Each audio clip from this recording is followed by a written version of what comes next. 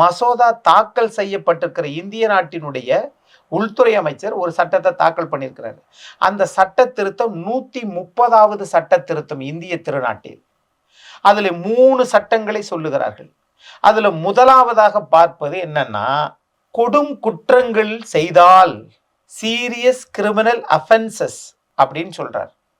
அப்படின்னா 30 நாள் அவர் சிறை தண்டனையை அனுபவிச்சுட்டா 31வது நாள் அவர் எவ்வளவு பெரிய ஆளா இருந்தாலும் அவருக்கு பதவி போயிடும்.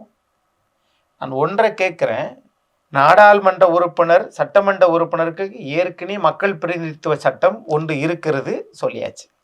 இப்ப பிரதமர், முதலமைச்சர், அமைச்சர் பெருமக்கள் இந்த 3 பேத்துக்கும் சேர்த்துத்தான் சார் பிரதமரே பதவி நீக்க சொல்ற சட்டத்தை அந்த கேபினட் அமைச்சகம் பாராளுமன்றத்தில் ஒரு சட்டத்தை தாக்கல் செய்யறாங்க சார்.